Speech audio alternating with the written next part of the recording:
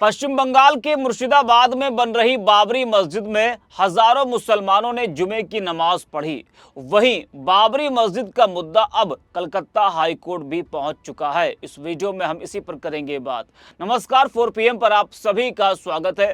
दोस्तों, 6 दिसंबर को अयोध्या के बाबरी मस्जिद विध्वंस की बरसी के दिन पश्चिम बंगाल के मुर्शिदाबाद के बेलडांगा में भी इतिहास के पन्नों में 6 दिसंबर की तारीख दर्ज हो गई। जी हां, बेलडांगा में टीएमसी से निलंबित विधायक हुमायूं कबीर ने एक बाबरी मस्जिद समान मस्जिद की नींव रखी।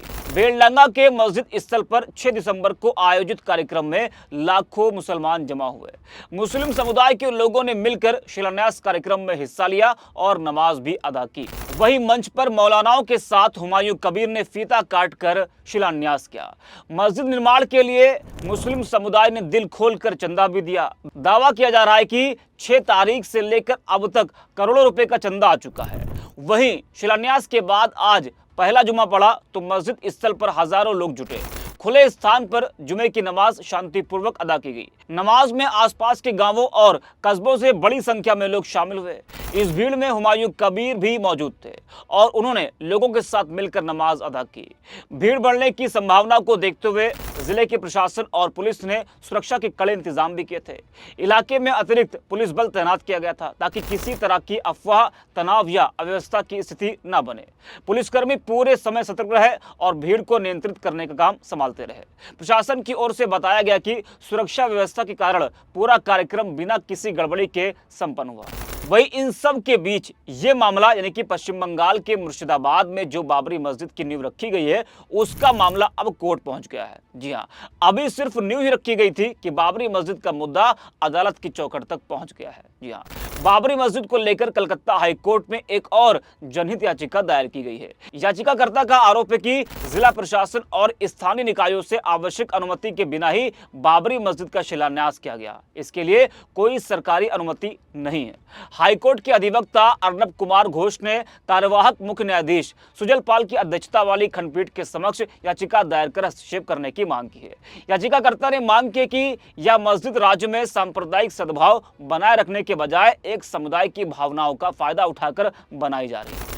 आपको बता दें कि हुमायूं कबीर को 6 दिसंबर से 2 दिन पहले ही टीएमसी ने सस्पेंड कर दिया था, जिस पर टीएमसी विधायक ने मुर्शिदाबाद के बेलडांगा में बाबरी मस्जिद की नींव रखने का ऐलान किया था।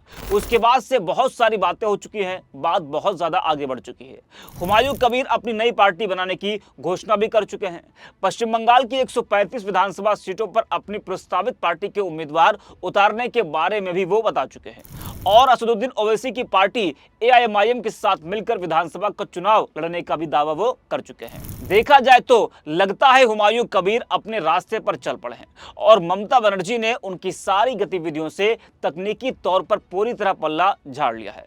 हुमायूं कबीर को सस्पेंड किए जाने के बाद टीएमसी नेता फिरहाद हकीम ने यहां तक बोल दिया था कि आगे से हुमायूं कबीर से उनकी पार्टी का किसी भी तरह का नाता नहीं रहेगा, लेकिन राजनीति है कि ममता बनर्जी का पीछा ही नहीं छोड़ रही। अब यह मुद्दा 2026 के पश्चिम बंगाल विधानसभा चुनाव में कितना असर डालता है, कई लोग कह रहे हैं कि हुमायूं कबीर ममता बनर्जी को नुकसान पहुंचाने के लिए उन्होंने ऐसा किया है और वो बीजेपी से मिले हुए हैं, क्योंकि पहले भी वो बीजेपी में रह चुके हैं।